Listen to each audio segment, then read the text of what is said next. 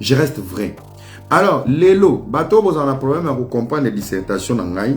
Parce que des fois, vous pensez que je ne maîtrise pas. Nache photo à Cindy Leké. Capture na salaki. Objectif n'a zalaki batu. Écoutez-moi très bien. Au-delà, il y a autant de magamignon sur votre tangina va commenter à vous zoba bochiwan. Mon objectif, je pensais qu'il y avait déjà intelligent, mais il y avait que des teintes. Même des mains. Surtout ba mikolo, ba papa, ba zoba, ba papa, ba zoba. Nacha ki photo na point. Botala, place Cindy Azolobela. Cindy Azolobela, la chaîne, la page Instagram officielle de Koffi Olomide. Mais c'est un scandale. Cindy Oyo répond de Maniki, Naboïte Azamoto Asuki. Des pages certifiées, c'est le business. Oh, peuple à Bololé.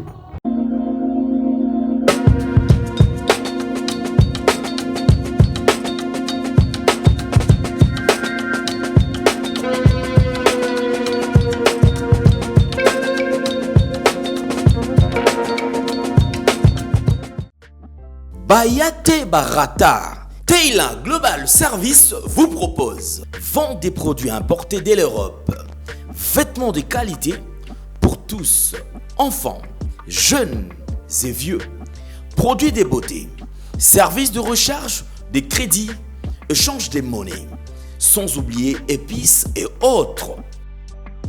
Retrouvez-nous sur Avenue Kama 1104 Kinshasa Lemba Terminus, arrêt Chapelle de Vainqueur, maison à côté de la pharmacie, Kozangate, Yaya, Maman, Papa, Babete la Olisolote, Kin et Latiela Mayasika, Kilelo.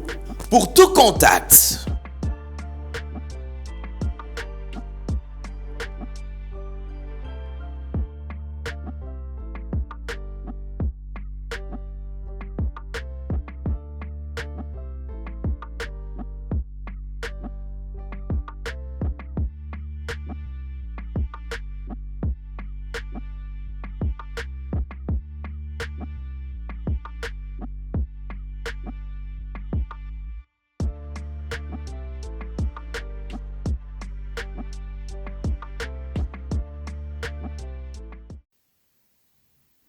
Hello Alibosuza, bonsoir. Depuis Mbogozo Lanabiso Vrigil, Yami Bali, tu partages la vidéo et ça abisso bien. Donc là, je vais commencer. Donc voilà quoi. Alors, si j'ai l'abisso Lelo, je vais un peu parler de tout. Là, je vais un peu parler de tout. On est presque 70 personnes.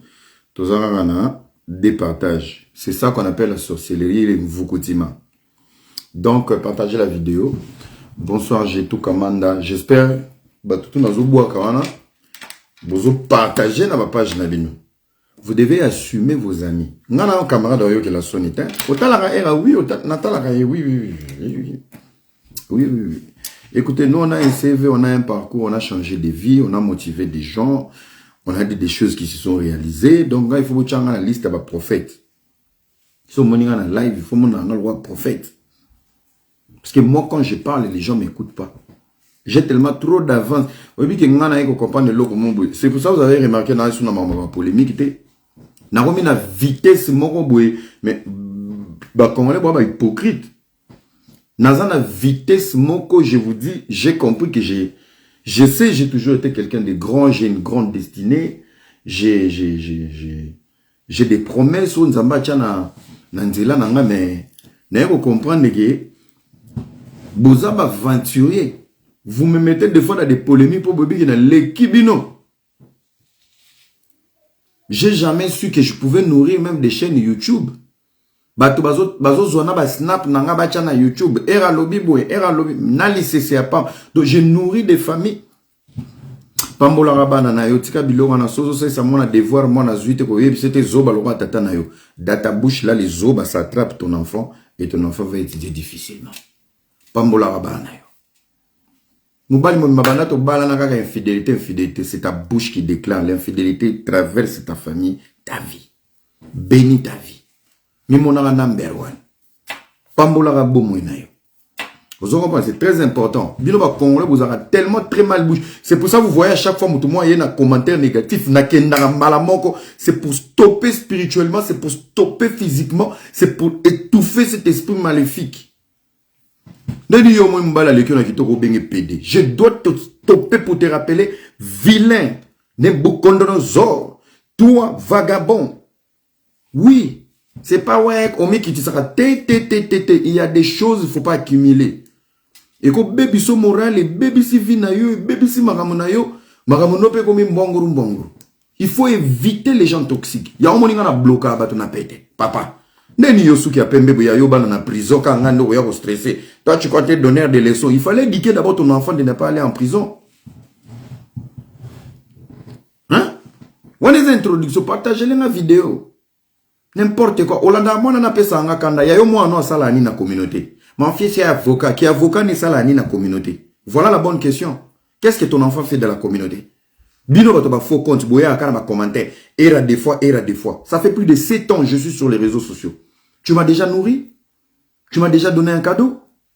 Et tu as que la bouche pour venir parler ici. Pourtant je suis un produit de cette jeunesse et de cette communauté. Où sont vos enfants?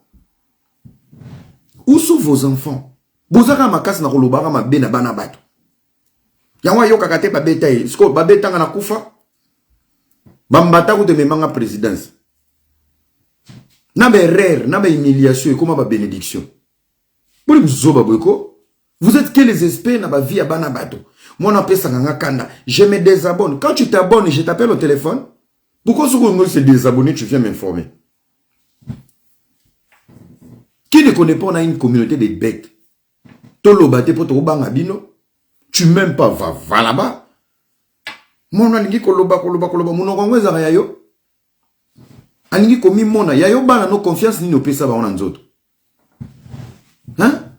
Fille abatu angela te abeta tatouage na mupende te aza la secrétaire te. Akende Dubai, ake porte à porte. Tala pe mutazolo, tala miso nde mutameli ampoule. Peuple mobimba ba complexé. Muto a resira tonga. Ozota moi design moko ya Israël o na porte. Asa muta maikari. Yo za na porte ya ba tol. Tol est comme rouge. Toi tu as le Seigneur. Biso bata ba design. Biso nde bato maikari. Biso nde bato rose croix. Pauvre vagabond sorcier démoniaque. Soza na mobali mutu lo l'aéroport ndolo na dikosi yende mobali. Biso nzamba pesi ba fossette banzela minu. Biso mibala pembe, biso nde ba pede. Donc, qui vilain en Zambé, et zo qui ne mona nande dans zoto mobali na yo. N'importe quoi. Qui t'a dit Jésus était vilain? So qui écoute Lucifer avec le plus beau de tous les anges. Boni ya yo mobali ou fandi nekona. Otala rapede. Donc, yo za pede parce que toi, tu as ta tête là, on dirait groupe électrogène, groupe à évaporation. Oh là. Voilà, ça c'était l'introduction de Bagenaye. Naya bon. Bien dans le barabou, moi je suis un expert de la communication, un grand marketeur. Voilà. Tika complexe. Likola ko tricher babilamba tozola ta tuna ngai era eloko no light sombaki wapi. Eza na ngota mzu 15-0. Kanga photo tinda na tiriki tala batindela au salopette. La tête. Likola ya zoua. Ketu. Vous. Les Congolais. Bozana zoua. Olula ramoto, ma chérie, basala ke suki wapi ngape na vanda na Paris. Organiser longolo kibu munene na yo. Yo wanasko azana moto sala ki modèle wana ezaki inspiration.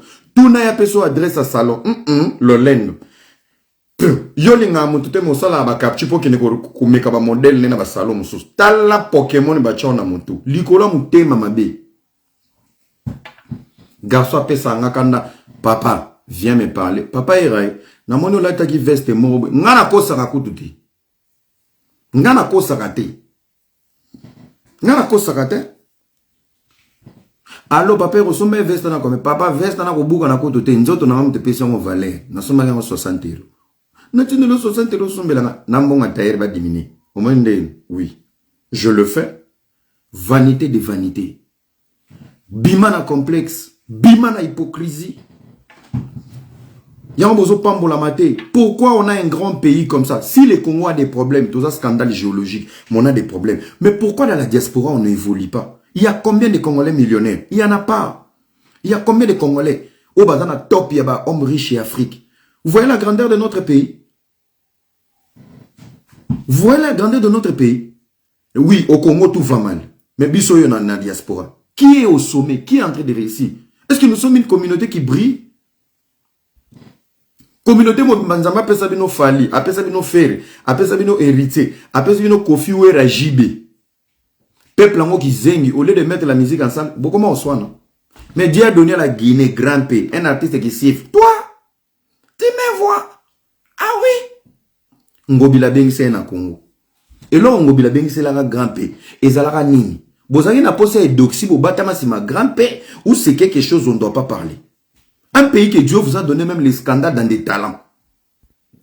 Quand Era parle, au lieu de prier pour moi, mais moi non m'balio, maël azanango, batele. Tellement vous comprenez, vous en êtes là, au fin, en attendant les gars, un esprit beauté, esprit, konzo maël peut belé. Bosaini, beaucoup au fin, à son akana ba maman, à fin ka ba maman, bino wana nyos, ka bato bazo réduire ngana avancé, bangwana ba abonné à Apuchu. Apuchu, il dit quoi d'important? Il dit des bêtises, hein? Au capitaine congolais, j'ai fumoli mine, pas Apuchu. Apuchu me fait trop rire. Mais quand c'est R, garçon a fait ça en kanda. Nana camarade, non? Tu applaudis à Pouchou, mais tu tues R. Ok, peut vous venir dans débat politique pour vous défendre le faire. Aux zones ma débordé, aux zones fali. Genre, na muto zone di mawana. Na muto, na journaliste, na bilognos. Sauf fallait les cas na fouka misi bino bokani ba photo na. C'est ça la sorcellerie. On est dans une communauté de l'hypocrisie. Vous savez pourquoi les gens ne s'abonnent pas? Vérité n'angande l'équipe trop. Et c'est pour ça que je vous dis tout le temps, je ne suis pas le Congolais qui a plus des abonnés, je suis l'influenceur le plus dangereux et le plus populaire. C'est moi. Et Mission pas manasale pas mi gagner, ça traîne pas. Et que tu n'as pas Twitter. Est-ce que n'a pas dit ma mwana lelo? Bon, on est à introduction. Alors aujourd'hui, on va parler de l'actualité du net. Après, on va finir dans alors, l'actualité du net, je pense que moi, je suis... Mais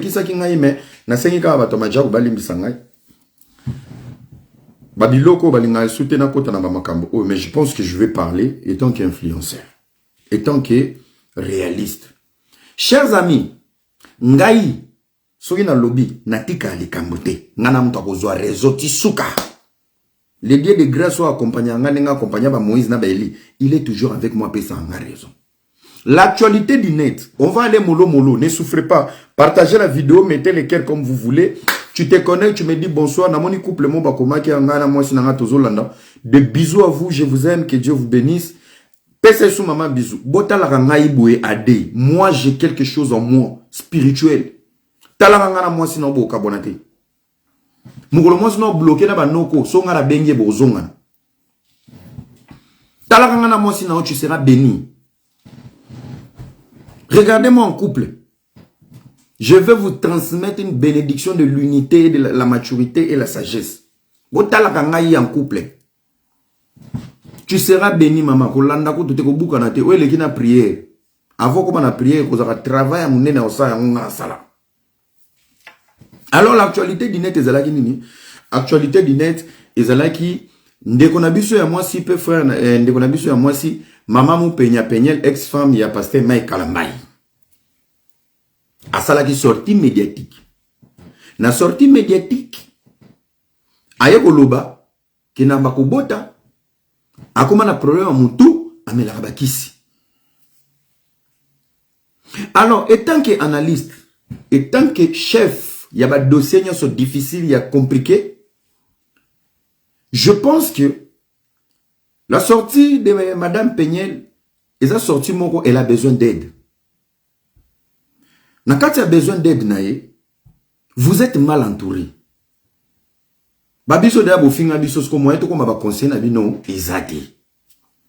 Pourquoi sortir à Peñel les yeux impactés? Parce que sa sortie a été mal cadrée. Il faut vivre avec les experts de la communication. Après les scandales, les sextapes, après avoir humilié le père de tes enfants, après avoir insulté Madjabou, qui est une société où ton mari travaille, la stabilité au banano bazan nango, au bazo vivre nango, c'est grâce à la structure.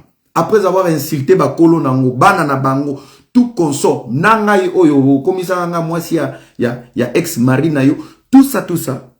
Ta première sortie devait être une sortie sur le pardon. C'est ça qu'on appelle la maturité.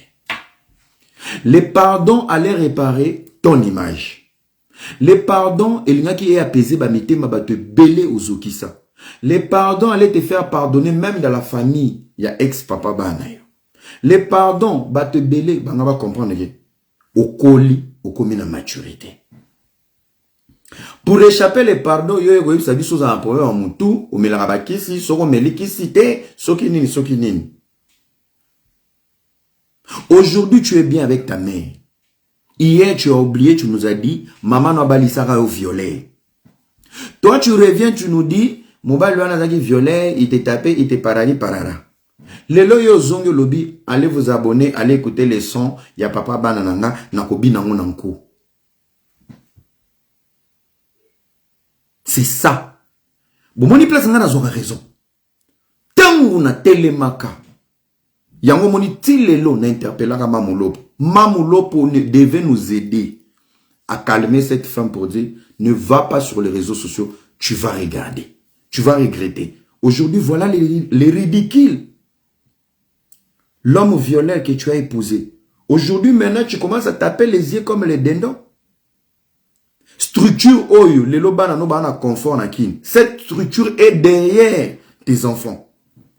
Baza en bonne santé. Qui j'ai Mobimba, Yamajabu, direction générale dans les États-Unis.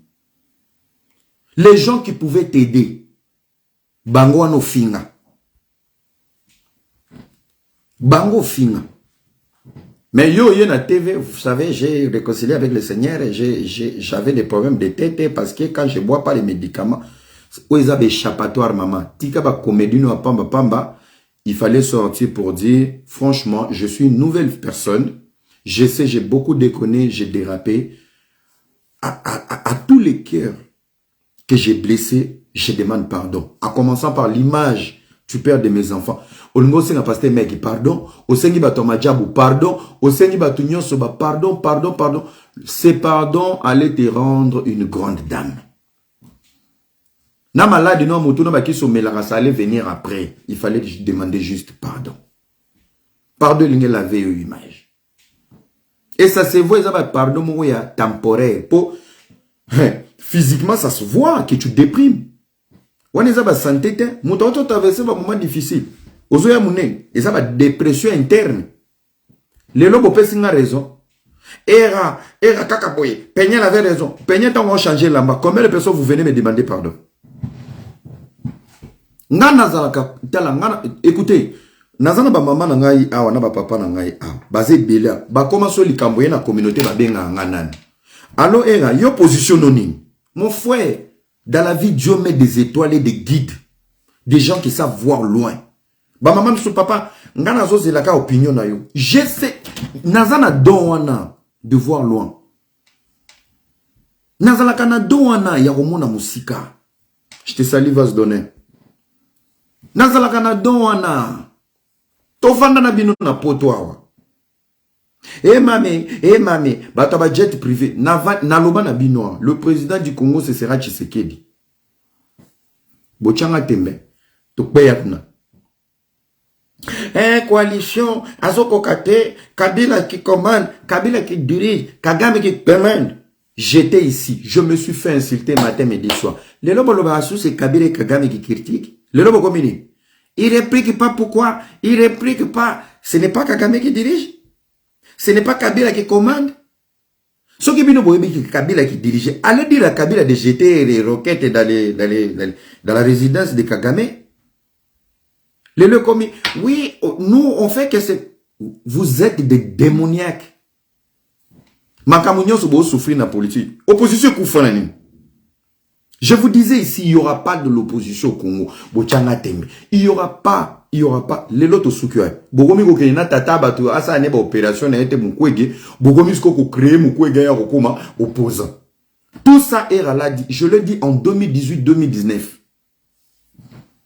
Dans les Covid, il y a des gens qui ont été. Est-ce que vous voyez qu'il y a un Covid qui a été?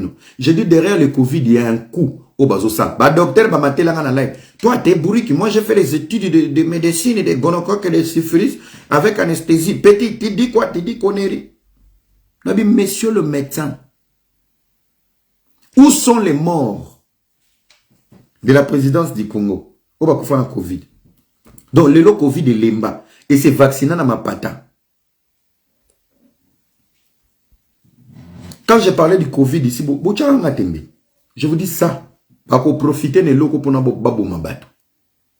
Et même la présidence du Congo, au Congo, les anciens de Kabila ont profité du Covid pour liquider toutes les plus belles têtes. Oui, il faut aider Tshisekedi dans le pouvoir. Baboma, on a combat Covid. Résultat Covid. Bobomela, biso papa, Pierre Moukindi, oui, avocat. Les hommes de l'Yem, t'as procureur. Bobaray. Toutes les plus belles têtes intelligentes à côté de Tshisekedi. Boboma, on a dit Covid. Nous avons ça, Covid soumou. Covid poison. Nathan, on a l'obara, on vient de Boyoga. Bon, moi, je suis en school. Je suis visionnaire. Moi, si tu me vois même dans la boue, t'inquiète pas. J'ai un Dieu, il ne m'abandonne jamais. Je suis foi moko. Je suis pasteur rebelle sur Facebook. Nazaka na foi moko ya mbukanisa na oge. Nzoka na yebi na lamukaka na nani. Na lalaka na nani. Na yebi mutu wana. Ya nzambe. Betela nzambe milolo. Yoka maman moi milolo. Nzamba peso ma passa. Alors, nous revenons à notre mouton. Bomoni maman na biso pegnel. Lelo, ba sortie médiatique ne épée singa raison. Et la finga kababama. Et la sataka na pegnel. Mais les attaques on a attaqué pegnel. Vous comprenez que j'avais raison. Bomoni si quoi? Bomoni. Humiliation peut ça papa bana. Tu oublies l'humiliation, mais tu nous envoies toi que s'abonner à la chaîne YouTube, tu partager. Mais toi, tu avais dit qu'il était violé. Tu l'as humilié. Je pense que dans la situation, j'ai un message peut-être pour les pasteurs, mais Kalambaye. Lorsqu'on tombe, on doit se relever avec quelque chose. Je pense que pire est que la plus grave, liboso. Mais ma place, Dieu parle dans plusieurs formes. Nzambe, alobarana forme est belle. Peut-être il avait fallu que Peña les canavi na yo a faire échapper au bakou ngozwa. Tamso ngozwa muka jimonika bor mo tamsu ya chilenge bilonda waka 5 ans les lombe la sala misère tamso ko tsoma belle. Lorsqu'il y a le pire qui arrive sur ta vie, c'est que le Seigneur a réduit les dangers. Les gens qui nous font du mal, ils ont une mission. Omoni soki mabezo elayo, humiliation zo elayo. Kokansete ke kola longola ngo nyoso. Il réduit les dangers o ekokai côté au vie, mais même humiliation. Mais il te rejoint maintenant après l'humiliation. Pourquoi? Il veut te mettre dans l'humiliation pour te forger. Et il t'attend devant. Finis l'humiliation. Brise-toi. Reviens très fort. Et Dieu sait comment il fait les choses. Dieu sait comment il fait les choses. Est-ce qu'on vous amène à bien? Alors, on est là qui premier dossier aussi, ce dossier à Maman Peñel. N'ayez que soit quoi une vidéo, senga batu pardon aux okisa mitema. N'a pas senga non pardon, t'es na limbiso parce que moi je suis un homme de Dieu. Dieu m'utilise, n'a pas n'engue moroboui. N'a pas ba effet, y'a ba whisky, y'a ba marmaille. C'est pas grave. Moi je te pardonne. Mais tu dois demander pardon. Il te faut aussi pardon. Na papa bana na yo, na famille na ye, en public parce qu'il a un public. Tu as touché son image, sa dignité, sa fierté. Il faut s'en pardon. Tu dois demander pardon à Madjabou. Tu as insulté des innocents. Yo mutoloba na biso ke Madjaba bota bana ya ba mongol.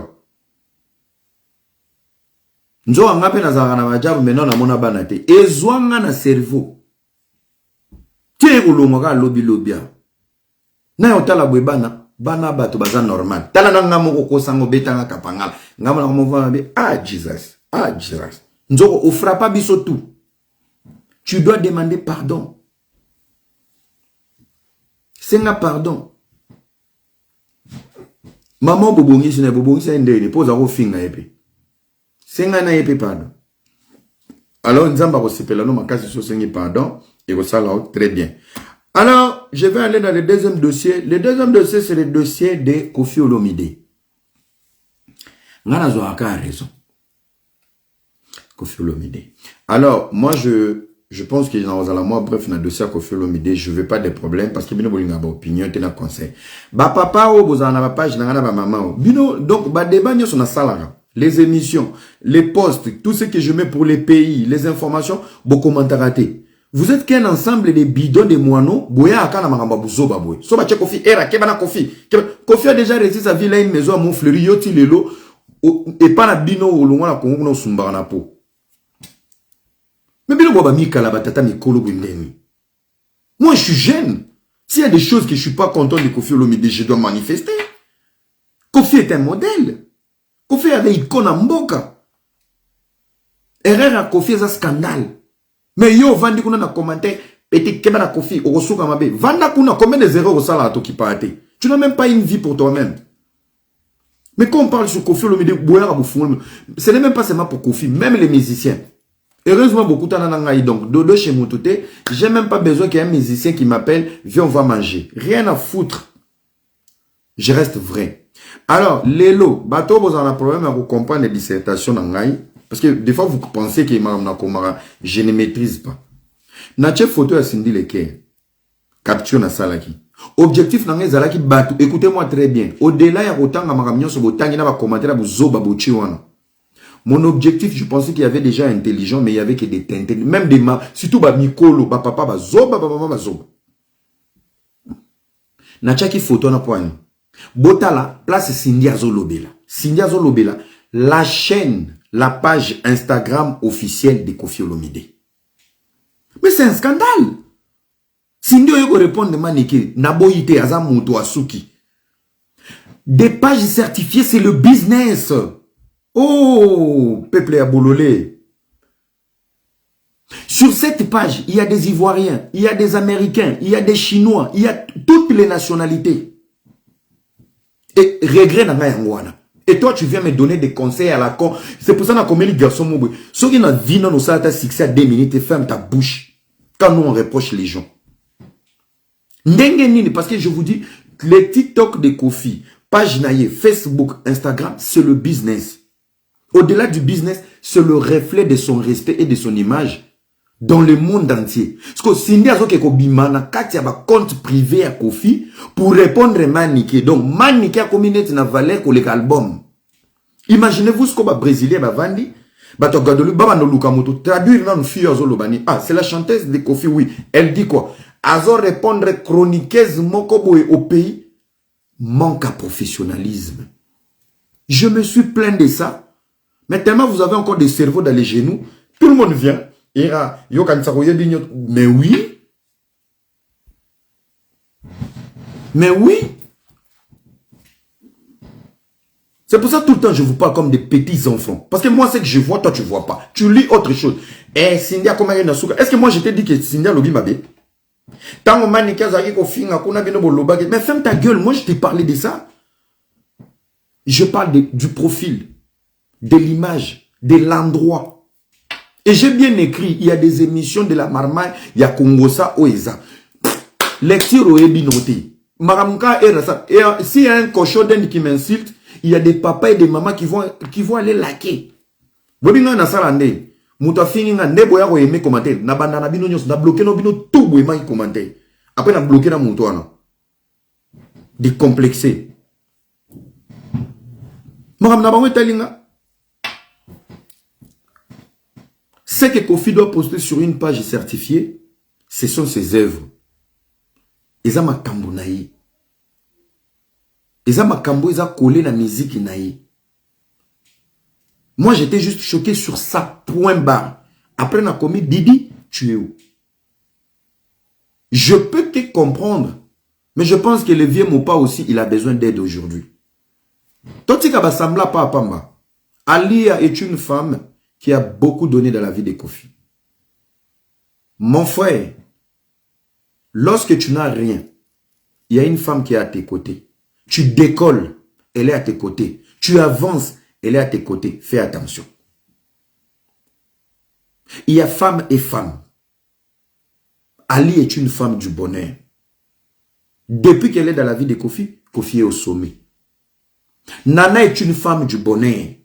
De 0 à 1000 ya fali. Keba na vie sentiment nzoto bomayote.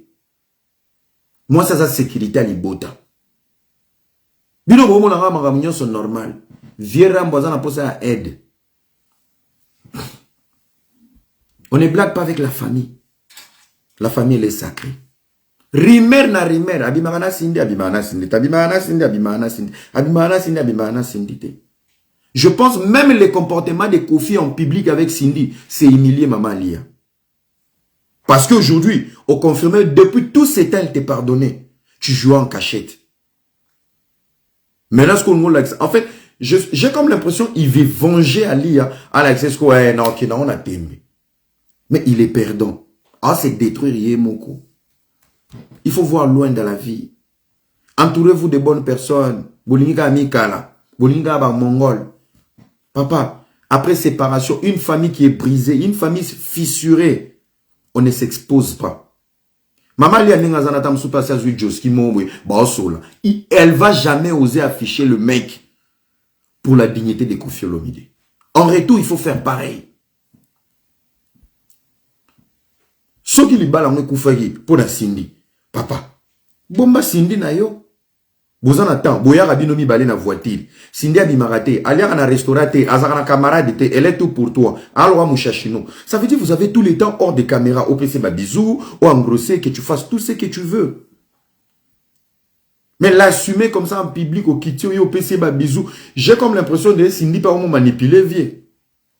Et bon, parce qu'on va proposer ce qui est plus grave dans la vidéo. Cindy est venu démentir, ma camarade Nika Lobi que fallait aller à la été. Franchement. Et tant que l'objet nous a numéro 1, tout ça va warrior. Donc, yo téléphone à mon pao pour répondre à Maniké. Tu n'as pas répondu à Maniké, vous avez répondu à Fali. So la lobaki kunao ngai na bimana est raté. Nandimi to ngozo statut à Kofio ya koloba. Ngana bimana est raté. Ça veut dire les propos de Maniké a dérangé le nouveau couple. Et quand le nouveau couple a vu vertige, il a dit, veut dire que yo, ça la bon, j'ai téléphone, ça vidéo, ayouk, ça vidéo. Aussi, mi singa touche, n'a goto li bale koufi. Non, ça vidéo. Maniké, yo, Maniké. Cindy, tu ne parles pas, ma chérie. Olobakate, va jusqu'au bout. Ba fingo ya ebele, c'est pas Maniké qui va te faire parler de conneries. C'est pas Maniké qui va soustraire ton charisme. Olobakate. Ce n'est pas Maniké. Maniké est une victime. C'est Ipoupa qui a dérangé dans les propos. Et en plus, ça se voit. Que Boutou Mombabo lalité bo soigné. Dis-moi la vérité. Bo bimate bo bimate. Tara yo mozo ba na bimana falite. Et ko salamaka jamais pe ko salamaka ti. Mais moi, je suis un juriste par correspondance. Il y a une culpabilité dans cette vidéo. Parce que ton goloba eko salamakate. Fallait était déjà fallu avant toi. Fallait que matavia zoya ba poto avant yo. Ti bozo yema ba kere ba wasa. Bino na ba meje bozo yema ba kere na ba studio. Série wana déjà zaki.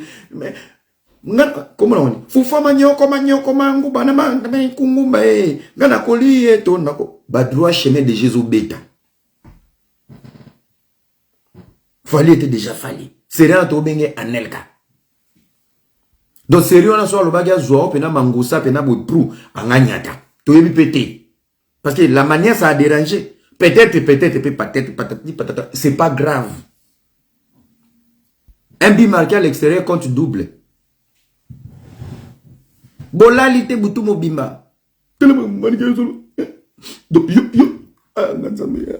Nabimana était bébé, Nabimana, Zobimana était son téléphone, Zokode, Didi 07.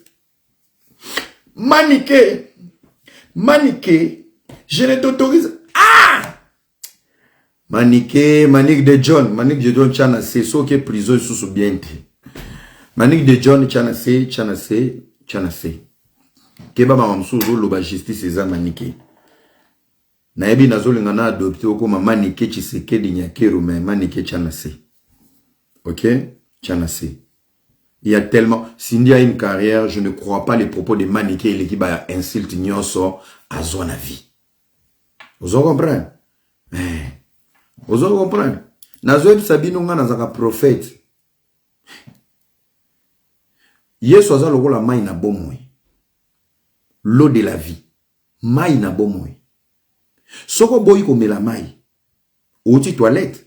Ozana poso sukola maboko. Soko boyi ko sukola. Po boya ki komela. Nzoto komo solo. Il faut sukola nzoto. Soko boyi ko sukola nzoto. Olali salite. Munoko ekomo solo. Ozana posa mai po brosser munoko. Soko boyi. Nzamba ba défier. Et je vous dis au Congo là, ainsi longtemps ce monsieur Fally Ipupa, vous n'allez pas respecter son élévation. Le Seigneur va vous punir. Alors on peut se dire humiliation. Humiliation sur humiliation. Il y a un élève Sarabino à chaque fois, bénis les enfants des autres, tu rapproches la bénédiction sur tes enfants. Bénis la carrière de l'autre, tu te rapproches de lui, de ta bénédiction.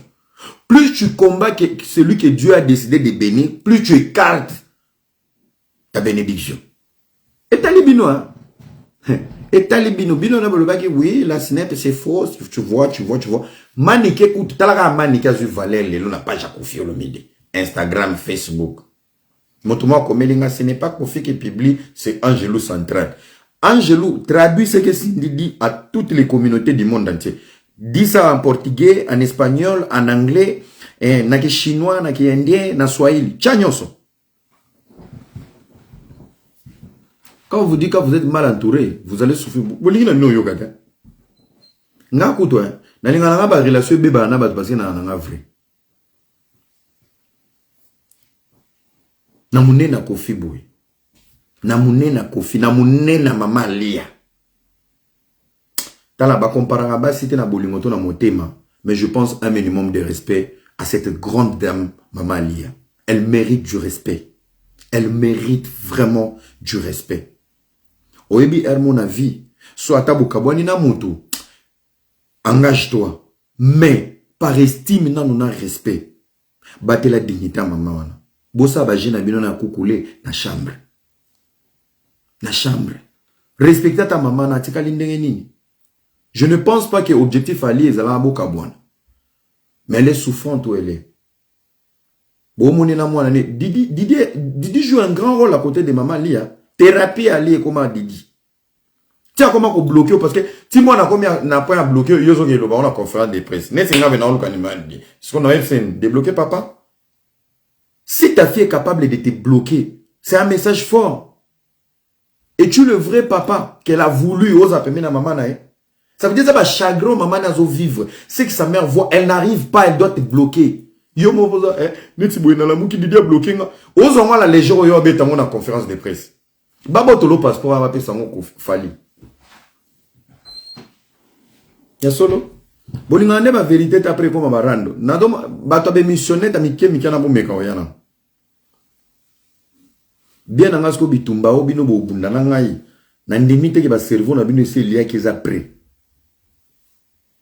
Na mo na mutu mo muke mo bimana ya lobila ngai. Franchement, Babylone, c'est pas bien. C'est pas bon. L'image, c'est pas bon. Ça se fait pas. Oui, tu peux refaire ta vie, mais un minimum de respect. T'es une légende. T'es une légende. Mais ex-femme Nayo, elle mérite du respect. Elle mérite de l'honneur. Neti scandale, le scandale à Bouzoba. Et la kisisko qu'est-ce qui s'indi a su place à Maman Lia. Oche Maman Lia wapi. Toutes ces années ensemble, Ochango wapi. Ochango wapi. L'effet de donner à Cindy, c'est une vengeance. C'est une vengeance. Tu te venges avec qui? Je salue mon chef de classe, Renik Nsasa. Bana Sidaf, on est ensemble, la famille. Tu vois.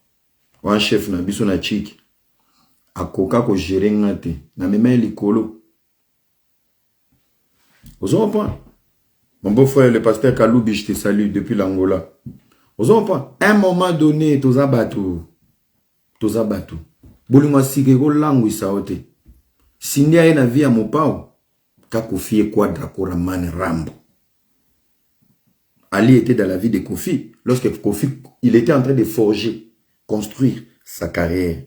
bitumba papa wemba ali abundela yo. Makambo nyonso, elle était là. Les humiliations, les attaques, tes boloko ici, tes procès, elle était à tes côtés. Tina Souka. N'habite peut-être peso qui na âge.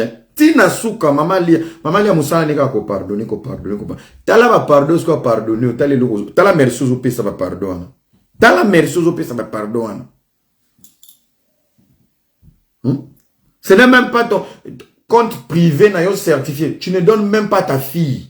Non. Ah! Na yo mo na zongi lo na yo mo na sindi le cœur. Sindi le cœur de toi-même. Autant que na moi classe que na moi ina. Oyebi ke ki tu vanja ne bonga na yo te. Ocho zongo sika. Même kanda na yo.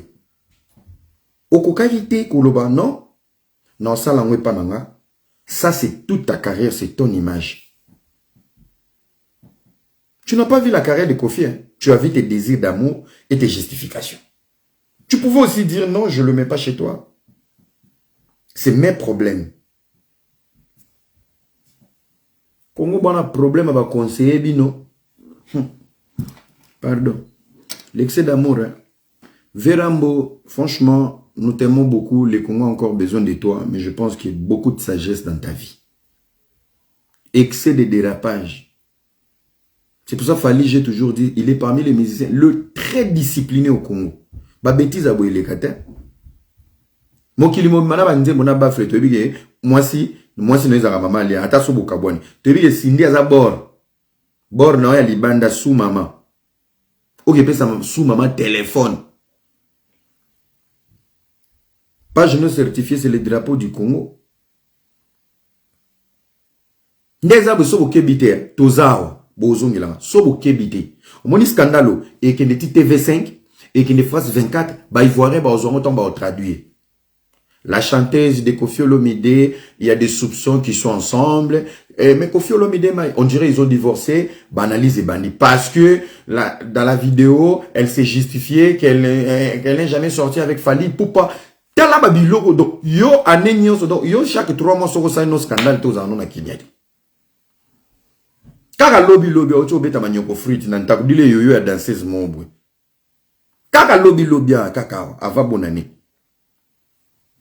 Osu somi bakise pourtant oso beta kyango kara et bimé pas Cindy et ngebi make Cindy makambo etondie na motema. Makambo etondie na motema a répondre manike. Balinga ki ba détacher yo. Mais ngebi make azo gangi la manike. Elle est prête à porter manike pleine. Mais quand toi tu associes ton compte, tu te mets dans la merde. Donc au côté poto.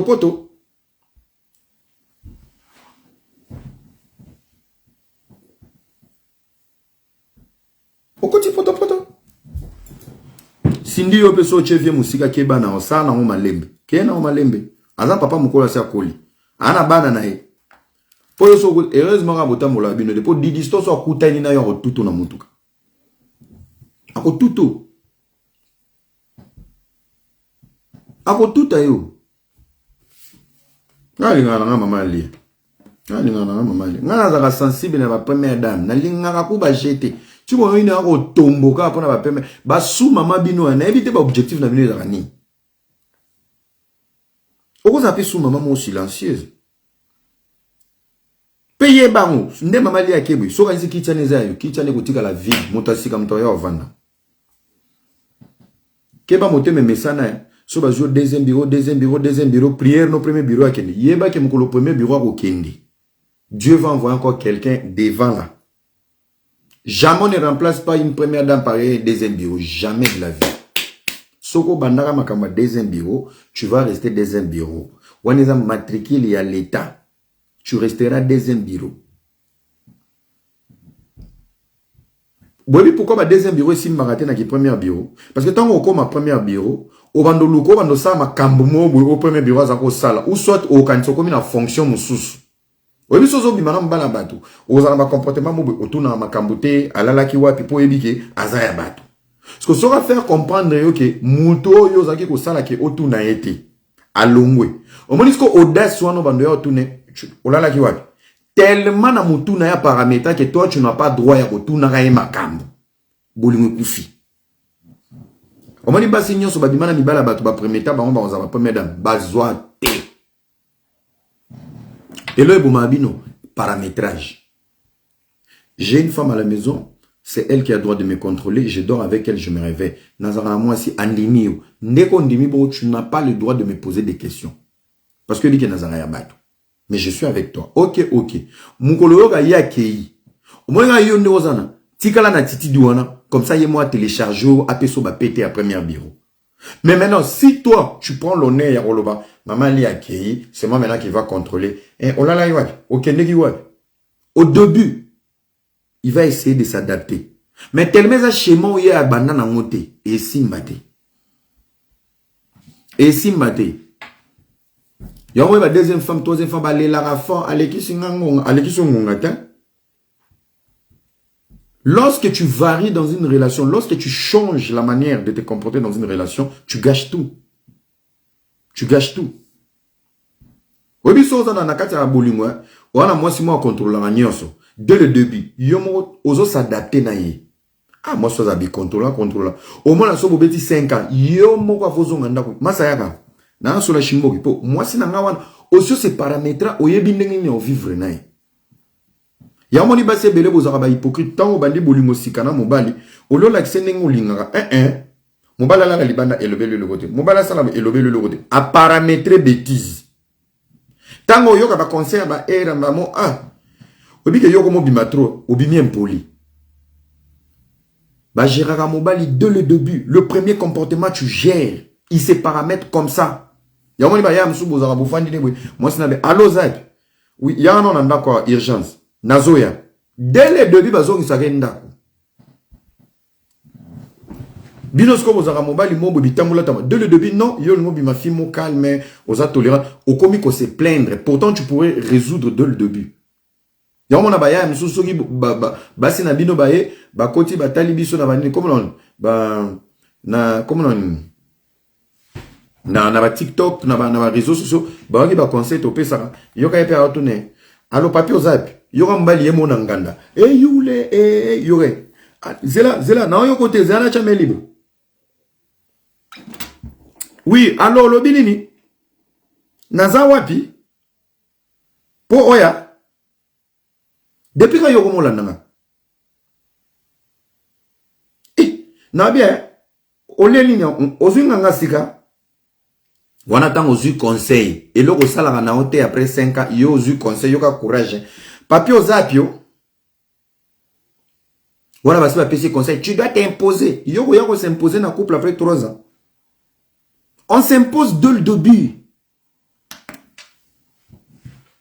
Tarambala otuno. Allô? Oui. Nazo mandaku. Ozinganga. Et le gars la gâteau qui continue nazo mandaku otuno. Ozinganga. Tonganga. Oui. Si quoi urgence ngasan. Aza fièvre. Bon yo yebini hôpital te. Na yo kumba bino. Masa to na mwani décembre. Yo na moi balie yo. To na décembre.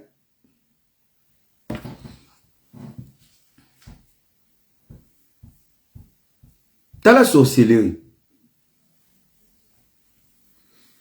T'as la sorcellerie. Ouais. Bolinga ba via ba tutande botondi. Heureusement la pesi na conseil. Wana mato yoka. Yo pe ozubanda libala non ndenga malade andeke. Allez, okoma oloka okoma expert. Oui, siko papa era, ndengi siko azo se comporter bena sande. Oso bimisi mapasa mi sato, ozo yotu na ngo sande. Mais c'est trop tard. C'est trop tard. C'est trop tard. Moi, je l'ai dit et je le répète. Dans une relation, impose-toi dès le début. Dès le début. Sur relation bandit. Nyonso ko tolérer te ko supporter te manifester en moi. Veillez sur yango. Ma chérie, tu es sauvée. Yozo landanga kuna. Omoni li tsunami nu nyonso ba changer na poto na makofi ba beto. C'est parce que tu avais toléré l'impolitesse. Une femme qui accumule de l'impolitesse de l'homme, l'impolitesse varie. Et ngolo bani, muto ana haine, aluka abatu baswana. Yomoni bato rando batika ate. Répondre nga. Le silence tue un imbécile. Ce qu'on a bolingo. Tant qu'on a mobile impoli, ou maîtriser été. Yo qui est dans silence, il devient imbécile et ton silence va le tuer. Il va développer maintenant d'équité. Donc l'agression qui est verbale, son impolitesse, les insultes, en menace. Tu actives encore le silence, la menace. Il reste encore imbécile. Il multiplie. Ça veut dire, si moutoya comme en agression physique, ça vient de quelque part. Boranda aniba na bino imbécile dans le silence. Afingi mama bino akuchozolela. Alobi mabe akuchozolela. Ofingi solo banini moi si mon a regretté kutato botatala bana ki ngamobali kitoko boitala bilongi bano bimisi. Tu pleures. Mais kolela na yo, ils ont défini le silence. Et le fait de ne pas agir, tu l'auras imbécile. Et un imbécile n'aime pas parler seul. Un imbécile, il aime la guerre. Un imbécile aime les échanges. Imbécile a le roi Moutaliboma. Yango mona okangi mutema azo fingo aza très impoli. Ozope sa bato rapport mobalo aza très impoli mais nakangi ka mutema pona bana. Mama, amona ye omesani mafinga. Nzoko ezo détruire yo. Et comme il ba menace. Amono ka calme. A comprendre que donc dès na finga ke bondire amona nga zoba. Nzoka za zoba liboso. Donc, il faut maintenant agir dans la eloko. Oyo pena ressentir que na sali eloko. Nkube ya raté, oui. Lise vimbi. Tant on lise vimbi, qu'est-ce que tu fais? Ozongi na chambre. Maman, so écoute so orpheline. Mais tu vas couper la leki. Ah, elle est na ngai. Repose un peu leki na ngai. Maman. Yo wana na chambre na bibo. Mama. Yo.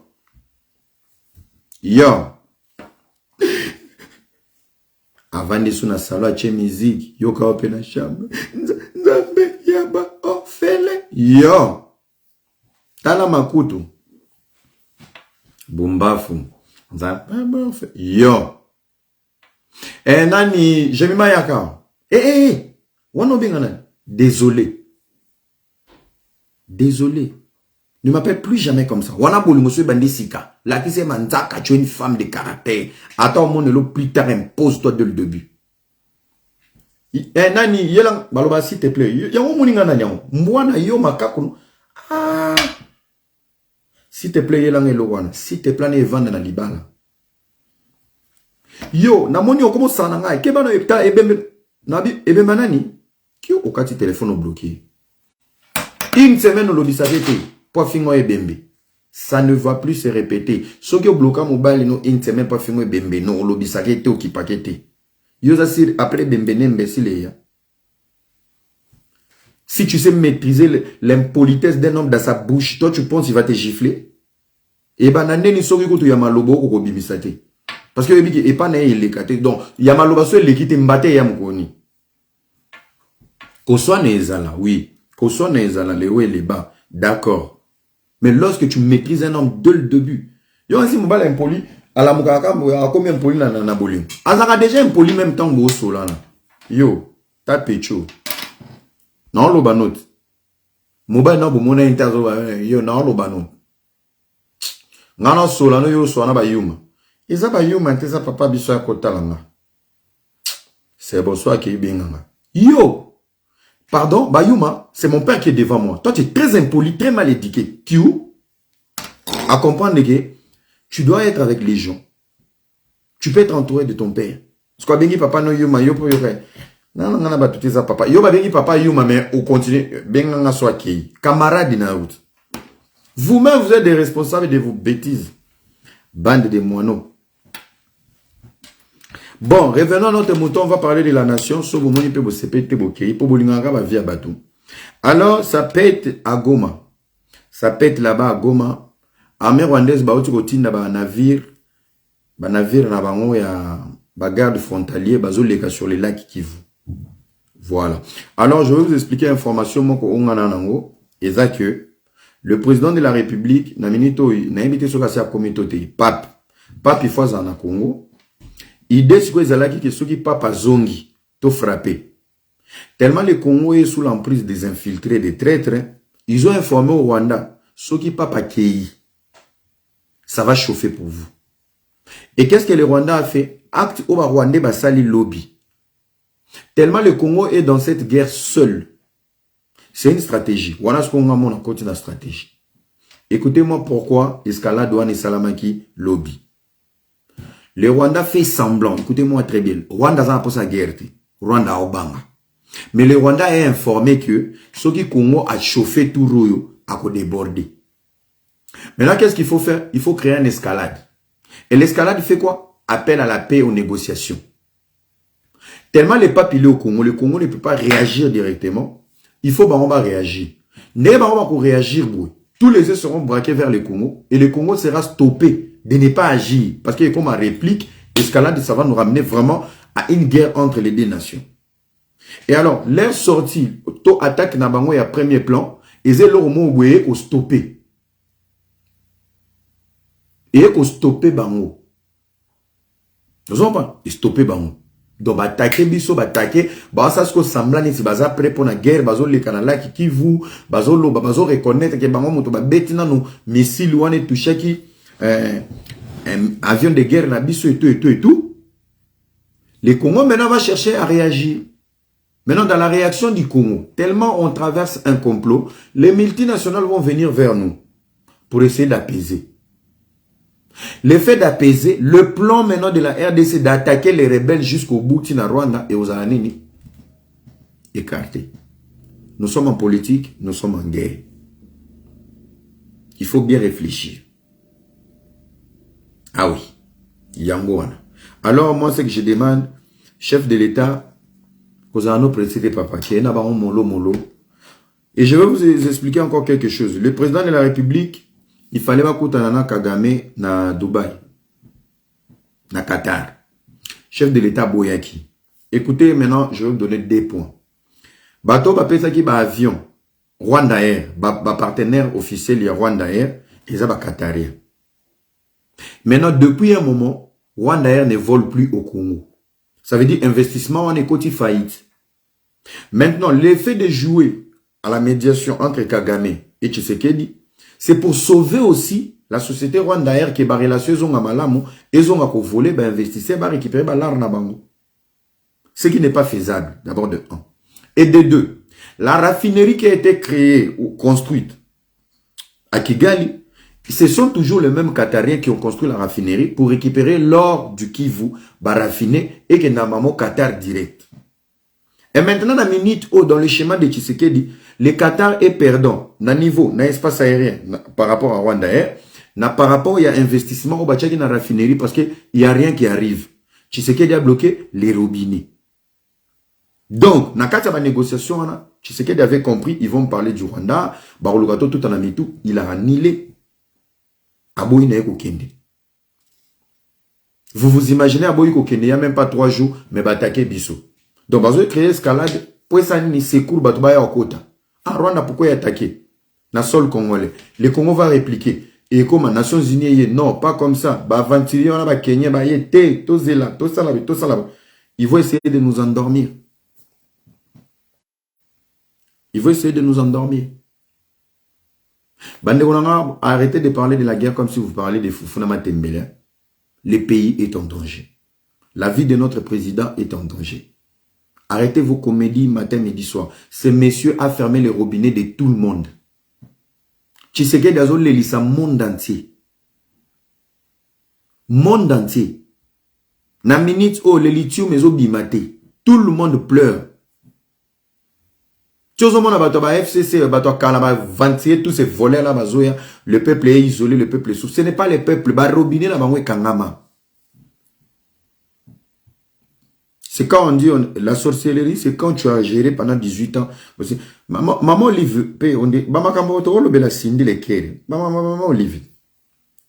Tu vois, maman Olive n'est pas musée, eza kufa kala chane la bon azole la bolingone na Kabila makofi leli oyo yebisa biso ke le Congo plaît Kabila pour Kabila matikela yebiso Kabila tike biso YouTube ba étudiant nyonso na ya ifasiki na ba ingénieur tout le monde est sur YouTube tout le monde est analyste de la musique bato ba sa analyse la musique bato ba somba ta billet moko te ya Grand Hôtel ba ngwana ba komosa ba analyse la musique na ba ba epoto shawarma ta ya pambo na Grand Hôtel batika ro liate atmosphère ya époque wana ya Berik Ndala ba kotate ba 36-15 ba yeba ngote ba lalika ba lamuki ba koma ba analyste ba mo lobela musique. Ils ont approché les musiciens lorsque YouTube a existé. Ils ont mis bien un analyste et un musique, mais dans ta tête, tu ne connais pas l'histoire de l'artiste, ni les points forts, ni ses faiblesses. Bah ça, l'analyse pour moi tirer les sons à changer. Ils ont ça analyse au fin à battre. Tu sais que dans Kangabarobina, chers amis, je suis ici pour vous dire la vérité. Hein? Bon, mon deuxième mandat. Écoutez, bon, mon deuxième mandat, on va donner ça à Félix Tshisekedi. Ce monsieur a une vision. Ce monsieur a de rêves pour le Congo. Moi, je vais vanter dans Bolobela Tshisekedi. Tshisekedi va coller dans Nzalate. Allez suivre l'histoire de leur papa. Moi, je suis à l'époque à Mobutu. Au papa, n'a pas moins fonction. Tu colles bien, tu tanga bien, tu lis bien, tu voyages comme moi. Tribalisme, ça n'a pas une époque à Mobutu parce que papa, biso bazaki, lelo 6 mois dans Mbujimayi, mutation. Lobikuna 6 mois na Kisangani, Lobikuna 6 mois na Bandundu. À l'époque de Mobutu, Muluba Okoke comme chef na Bandundu. Tribalisme, ça quitté. Et ça n'est parce que Mobutu a permis même l'imitation pour une notion culturelle. Bota la bateau époque à Mobutu kala. Celle bateau ka ba tradition ici c'est ba Katangé. Parce que Mobutu sait jouer des Katangé pour affaiblir le peuple kassaïen parce que Tshisekedi s'est imposé historiquement parlant. Mais à l'époque où moi pena bazu Moussoaï il y a comme pena chef aéroport, il y a DGA, il y a nini wapi na bandon et ça passait. A sali pas si imitation à Kei. Bana ba Swahili mais à Kangipe qui Congo ba Kei. Aujourd'hui c'est dangereux. Aujourd'hui ça passe. Yo zo Swahili qui est chef na bandon. Après n'époque à Mobutu ils ont occupé ta Muluba ro comme gouverner ya Kivu. Aujourd'hui c'est compliqué. Na memi mulimo. J'ai dit les têtes. Moi, ce ne soit quand il y a un brillé biso. Mama waro, kamata ro yako. Pesa mona pape. Tika biso to vanda, pardon. Toyo koma ba impoli pamba. Tika biso to vanda. Pardon. Pardon. Manda mobali no. Il faut to réduire on a ba vie na biso. Il faut to zora. Mutuna Congo, il faut zora. Ozu âge na yo. Oche mwe 18 ans à Kabila. Nyonso sala. Mi benga courage. Totanga na pasi, tofuta bandako na pasi, tobima Congo na pasi. Tokoma poto na pasi.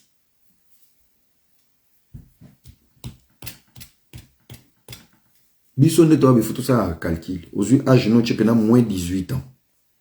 Parce que na 18 ans opesa biso nini, otikela biso nini. Tala soni, Tshisekedi lelo ndazo cha kura na mbandaka. Lelo 4 ans.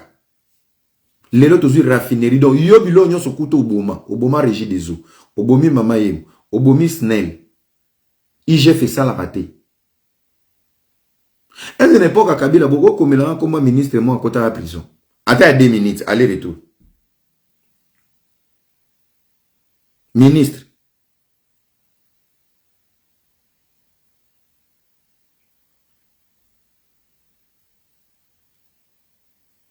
Dix-huit ans Buzoba. T'as la vie à Banaki. Na ba maman mikolo ba mba TikToker. Ba komi si TikTok entreprise.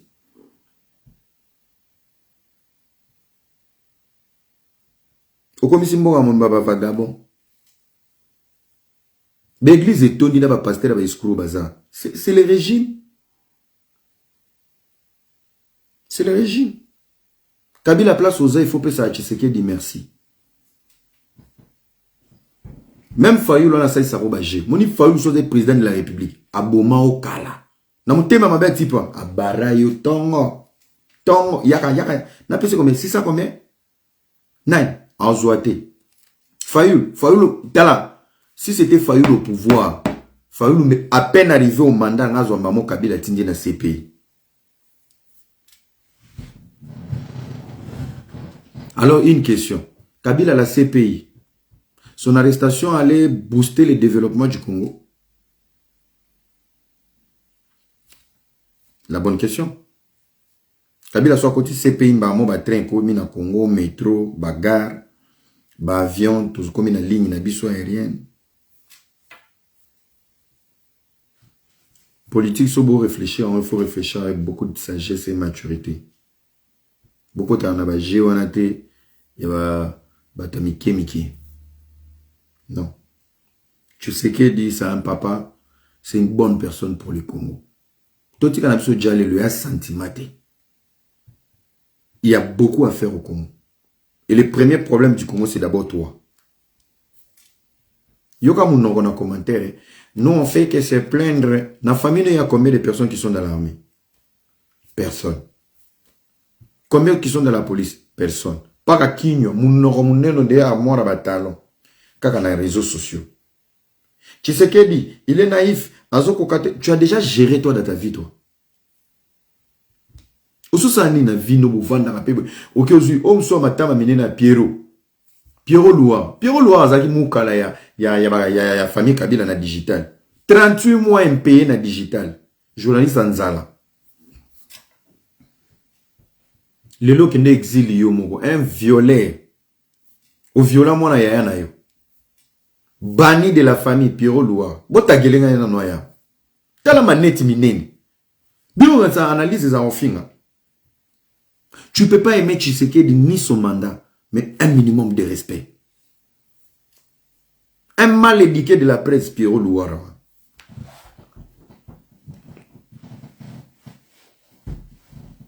Aujourd'hui, Mouli Mwandombolo, au même on a une analyse. Yo ça l'analyse. Na niveau no ba journaliste moi nzala boko okoma ko tatina ba Gisèle Mpela. Et le président de la République est responsable tala maneti. Bumbafu. Des petits messieurs, des improvisés d'une Omoni Bino. Bino Bozela. Bino Bozela. Fachi mutose sa bino bacha bino Bozela ba manda na biso na obeta bino ba fimbo bino nyoso de uzana.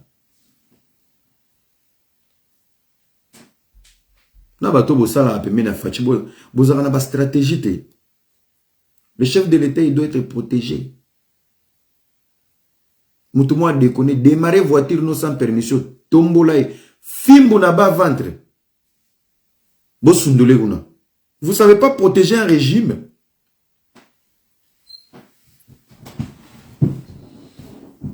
Na bino ba faire ba canette à poto et na moni bino de abu bandi guna. Oh, élection. T'as la tête, to même no ba carton à français ndongo banda guna. Oh, postuler te mandez à la gêne. Va dire déjà à ton père, moi je vais mal lui parler. Hein. Moi, je vais glisser, mais on a gêné. On a fond là-bas, on a pour toi. Dis à ton père qu'il arrête des conneries. Dis à ton père. Oh, papa va postuler, il faut soutenir papa. N'importe quoi. Papa non, mais ma carton, à kumba, un grand camion. Ils ont à y avoir retraite, ils n'ont fait la photo.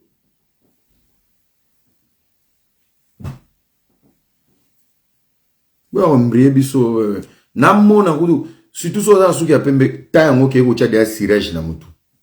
Mandat, ils ont mandat ba jeune. Mandat mandat ba jeune. Il faut de bons conseillers à côté du chef de l'État et ça l'est bien. Il faut prendre une stratégie. Ngama mna loba na za toujours en français. Ngina lobelo au moko ils ont dérangé nga, mais je pense que je dois parler. Et je pense que mon ami Ozomo m'a bêté. Je voulais parler sur la nomination de Christian Bossembe. La nomination de Christian Bossembe, nakati ya Saint-Cézanne, akene Saint-Cé, soki Saint-Sa, et c'est Pel Singati. Ce n'est pas par jalousie, mais c'est Pel Singati. Nanini. Nalobaka eloko à l'époque, tant Christian Bosembe zo briller. Poste o bapesi Bosembe, il doit gérer ba radio na ba TV. C'est l'audiovisuel. Maintenant, où est mon regret? Christian Bosembe est une fierté de la jeunesse. Aza maman na potentiel, nano asilisi ko explosé te. Poste wana est anticipé na retraite ya potentiel na. Il fallait pas revoir place à Kochai. Christian Bosembe encore joueur. Terrain à mandat, ezana no munene.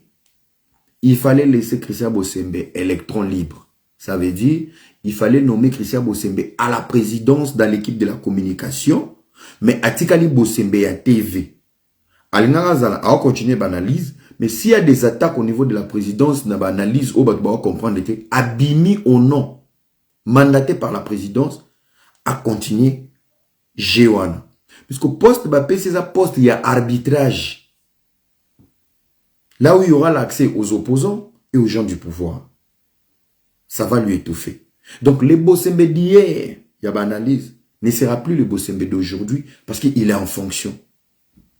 Boche jeunesse wapi.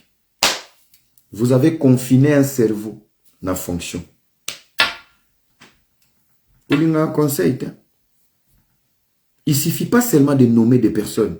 Il suffit aussi de voir le profil et l'apport. Oui, il peut bien gérer. Paroyer ou la royer va place on a bien. Mais qualité naïe, tu perdre dans la jeunesse quand charge comme belé en attente à réfléchir dans l'analyse, en encourage à bimana TV parce qu'il y a comment donc en fait mon appelle ce qui idée il a fait exprès de soustraire Bosembe dans le jeu. Parce qu'on a minito pour anticiper à combien entraîner. Il va voir des failles, il va voir beaucoup de choses, mais à côté à terrain parce que place Boche à combien arbitre.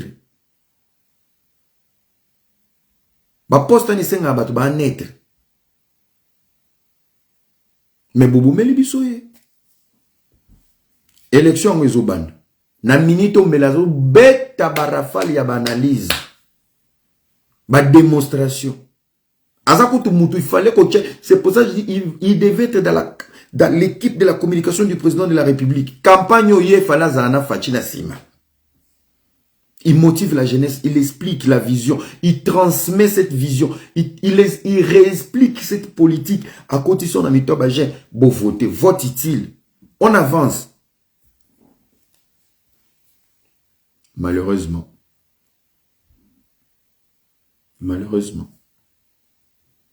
Déjà, à niveau de la présidence, Bozarana va attaquer. Oui, Guili parle bien. Il parle bien. Mais ça n'a pas le même level que Bosembe. Bosembe est plus pragmatique dans la réalité, dans le vrai sens du mot politique.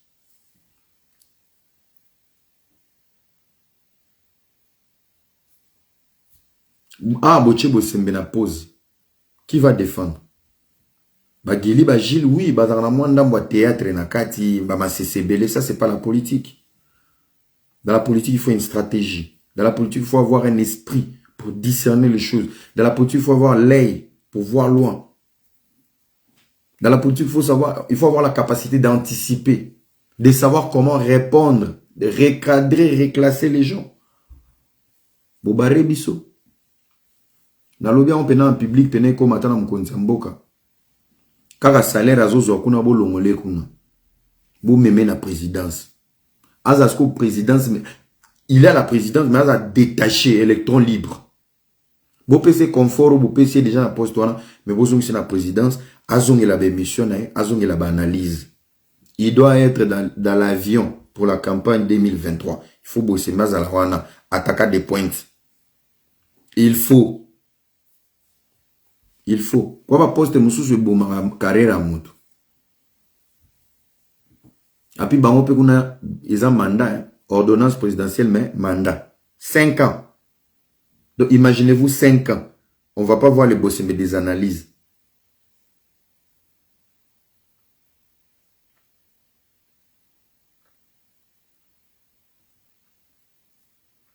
« 5 ans.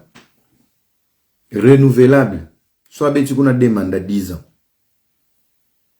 On a perdu. On a perdu. Combien dans le moulay? Il fallait le laisser d'abord. Attaquer. Vous avez réponse, moi, je vais vous dire, soit vous avez ta réponse, je vais vous expliquer, votre FCC, vous avez un débat,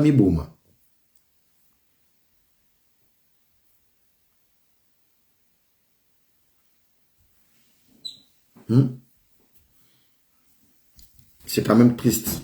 Mais nous avons des gars rasunga. Soki nzamba azwanga nani? Nzamba pesa biso ba mamale. Apesa biso ba ndai mutumbula. Kaka yo na pesa biso ba Shabani Nonda na ba lwalo na ba yo Erita Ilunga. Kaka yo na lelo apesa biso ba Chancel Mbemba. Na ba Oscar Maritu Baba Kambu, Babulasi na Bambokani. Nega ki apesa biso ba Bosembe. Apesa biso ba Tumisusu. Je pense que, chers amis, priez pour le pays, priez pour le président de la République. Arrêtez de crier là-bas, allons-y à la guerre, à la guerre, à la guerre. Yozana poto, Yozana poto. Ana poto so kufi pona mboka, famille les assurance vie à malunga, akufa pona drapeau. Na Congo so kufi pona mboka, lobi na tomba lonyo obimi safu. Nanjilu. Ah oui.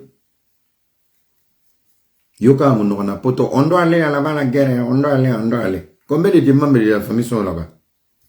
Kaka mon nora loba. Même na babo kyo chamba zola. Toi attaquer Rwanda. Toi tu penses les attaques on les a biscuits. Il y aura des vies humaines qui vont tomber, non? Il y a ton oncle, il y a ta tante, il y a ton frère, il y a ton cousin. Il y a personne de ta famille, il y a que ta bouche là et tes doigts là pour TikTok et Facebook.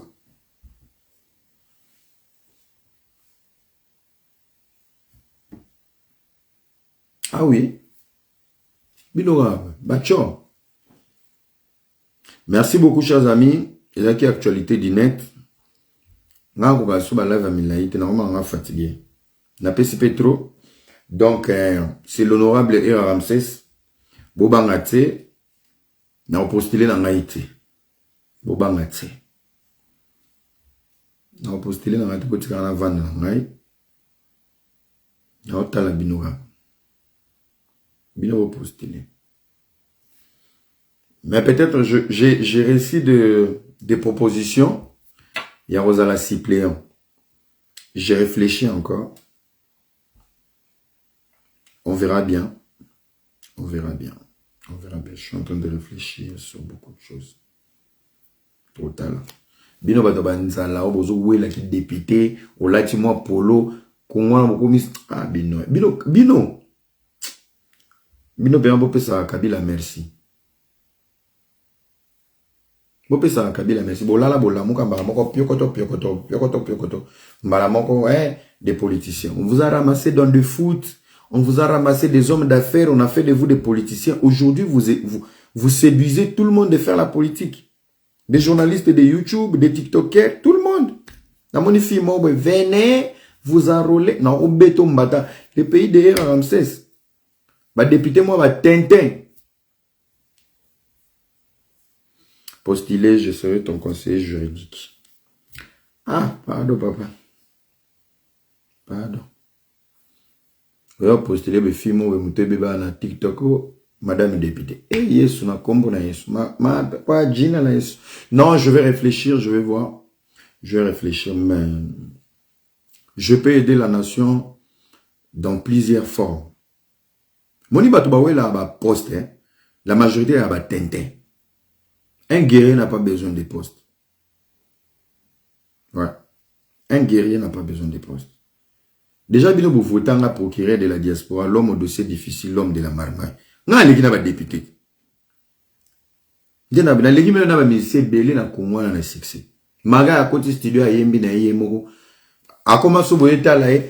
Ma kulutu boni bien. On kende. Nana CD moko ana bayaki na ngolelo tayi victoire. Na peso oyo kana ndako. Ndeni yo ko ta studio apo mo pesa wa CD ofeli. Bani on appelle ça va transport. Yo komika. Elodie, t'as dans ma carton, il t'a combien? Na moi, sinon, puis souvent, mon passe. Picho, il t'a 17. Bando, kababa, c'est des ans, il t'a 17. Et mon peso bossa ni boyo, peso sou, yora ya, papi. Au PC, il y a déjà 27. Oh, n'a pas ça que c'est there. Ah, ok, d'accord. Donc, yo continue à studio, yo moko yembi, pour yo kababa cédé. Mon frère, si la musique ne marche pas, il y a des métiers en Europe, manutentionnaires, il y a des permis de caristes. Ça là, il est monsieur, papa, c'est comme ça. Non, moi, on me tout passe. Tika biso. Tika biso to vanda, papa. Ah, ah. Ndeko. Yo côté studio, n'ambo no. Pour kabase do fili. Après, benga, era. Il faut promouvoir ma case. Tout le monde a un camarade dans le mais c'est moi benga na Canada. Oh, il faut ça la promotion. Oui. Na tuni oui, oh na yemba gospel. Nzemba rope ezala yi beta. Na c'est bon ça la akapel. A côté na nzemba zo beta na YouTube na TV ne. Abosa ne maloba. Na tuni nzemba weza oui eza ngai. Maloba ndeki manga na zo ngona révélation na ndoto.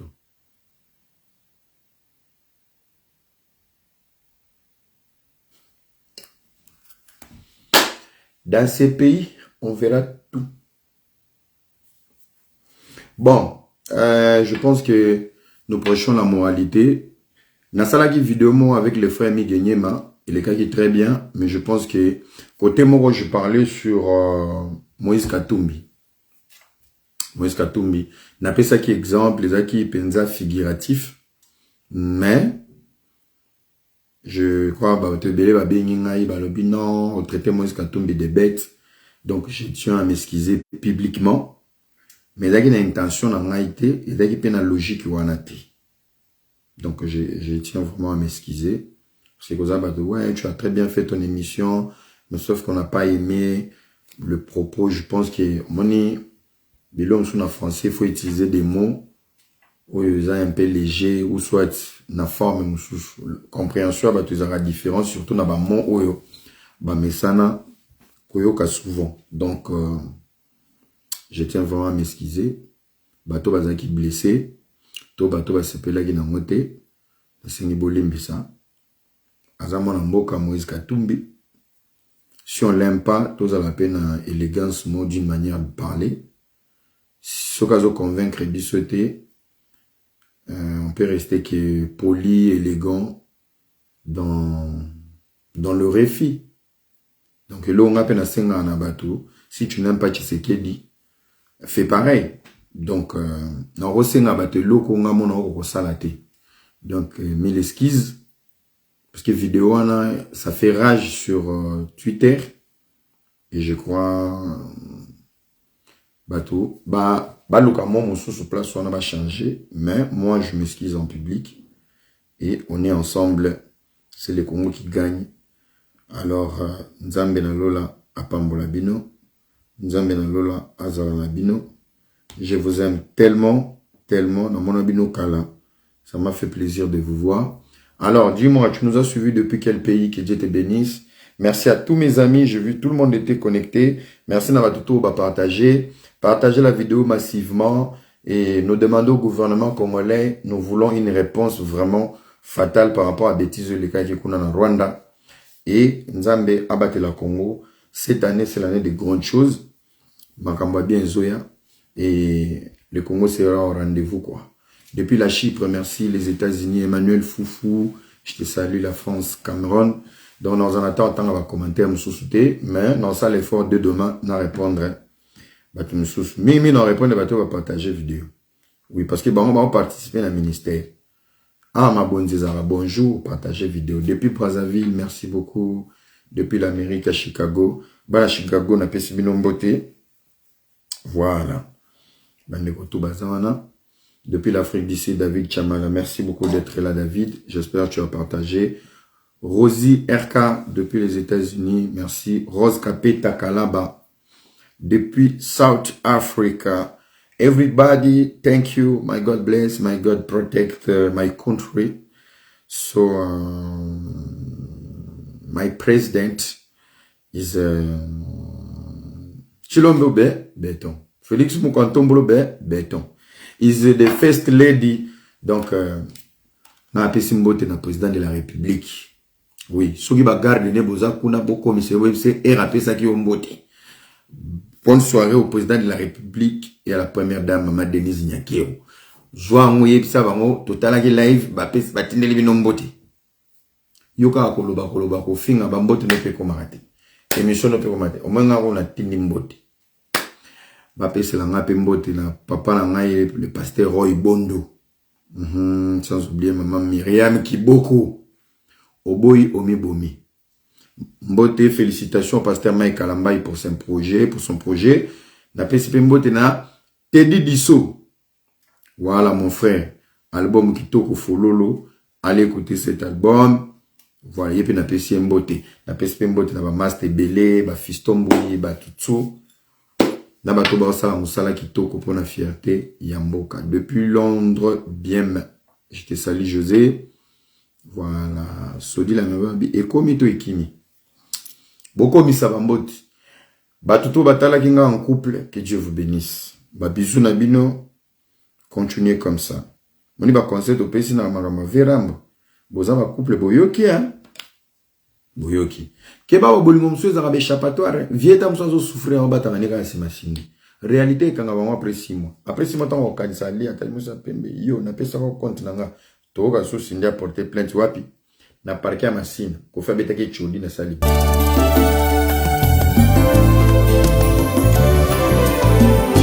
Éternel, je lève à toi mon âme. Mon Dieu, en toi je me confie. Que je ne sois pas couvert de honte. Que mes ennemis ne se réjouissent pas à mon sujet.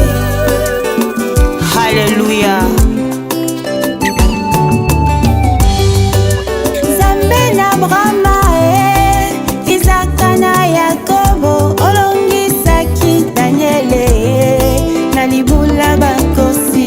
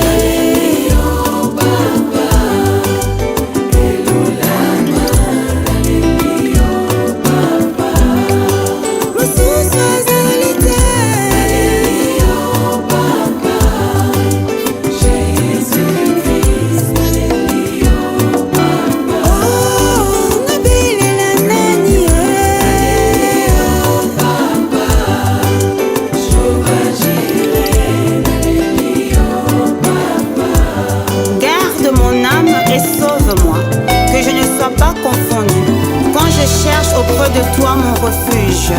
Oh mon Dieu, délivre-moi de tous mes ennemis, car c'est toi qui défends ma cause. Exauce ma prière.